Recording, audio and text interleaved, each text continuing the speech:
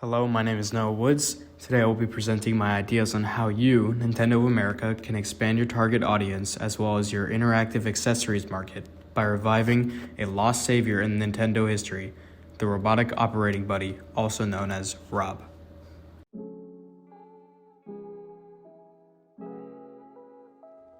In 1983, Nintendo released a family computer called Famicom in Japan.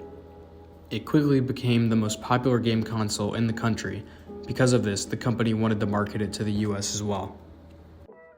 Nintendo needed to figure out a way to Americanize the Famicom and not advertise it as a gaming console after the recent video game crash. This led to the creation of the Advanced Video System, also known as the AVS. The AVS was nothing like any other video game console. It was sleek and included a keyboard, a zapper gun, a joystick, wireless controllers, and a drive to store and save custom data. In January of 1985, at the Winter Consumer Electronics Show, Nintendo unveiled the AVS to the public. The Nintendo booth was packed the entire show. Despite all the attention, consumers saw right through the fancy and high-tech design. Nintendo didn't receive a single order. From there, it was back to the drawing board. Nintendo came up with a final design for the system. It was called the Nintendo Entertainment System, also known as the NES. With the help of Gunpei Yokoi and his team, Nintendo of Japan created a new toy-inspired accessory for the system. It was called ROB, short for Robotic Operating Buddy. Its purpose was to play video games with you, but its real goal was to get Nintendo's new system on store shelves.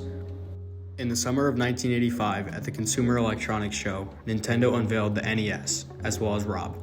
At the convention, two ROB-compatible games were playable, Stack Up and Gyromite. The NES and ROB were highly praised by consumers at the convention, yet consumers were still reluctant to place orders. ROB allowed Nintendo to market the NES as an entertainment system rather than a video game console during a time where video games were oversaturated and boring to consumers. On October 18, 1985, the NES and ROB were officially released in North America. By the end of 1985, Nintendo crushed its initial goal of 50,000 units and sold around 4 million copies nationwide. The NES and ROB were instant hits.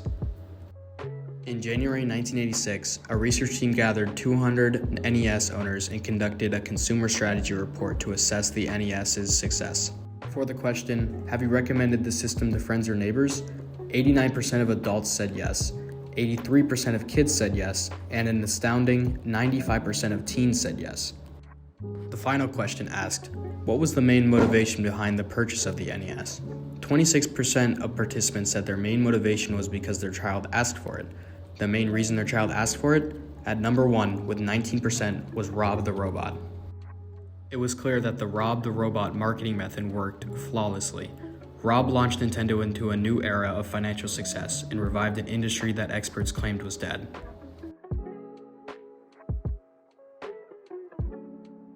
My proposal is to revive ROB, the Robotic Operating Buddy, and to incorporate new technology and features to accommodate a broader, younger, and veteran audience. Since the game-changing era of the ROB toy, Nintendo has released many other interactive products for their games. For instance, Nintendo Labo, Mario Kart Live Home Circuit, Pokeball Plus, Nintendo VR, and many others. Each of these has an interactive component within the games they were designed for. In addition to these products, the Nintendo Switch controllers by themselves are interactive as well. Many of the games designed for the Nintendo Switch were created with motion controls in mind, to make use of the interactiveness the Switch controllers provide. The new ROB toy that I'm proposing could make use of the interactiveness of the Nintendo Switch by allowing the player to control him using the Joy-Cons.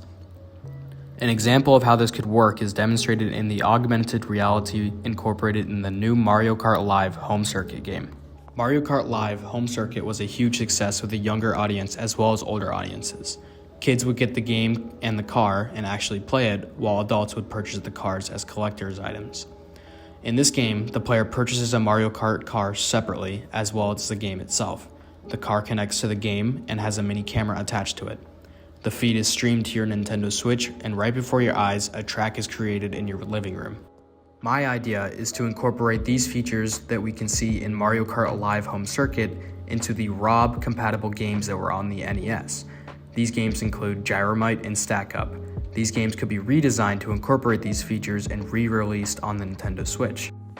Also, since these games were originally released on the NES, they could be included for free with the NES Virtual Machine already available to Nintendo Switch Online subscribers. The only thing the consumer would have to buy would be the Rob toy, like the Mario Kart car. Your target audience for this product should be new and veteran Nintendo fans. Now, Rob isn't just some lost relic in Nintendo history. Rob is widely recognized and praised amongst Nintendo fans.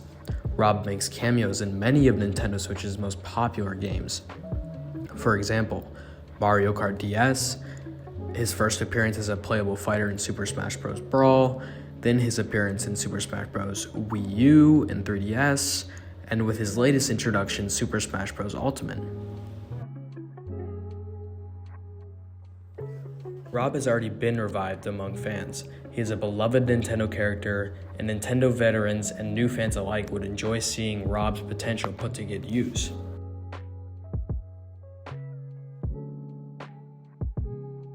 As of right now, the majority of subscribers for Nintendo Switch Online are adults and teenagers, meaning only they have access to the NES Virtual Machine.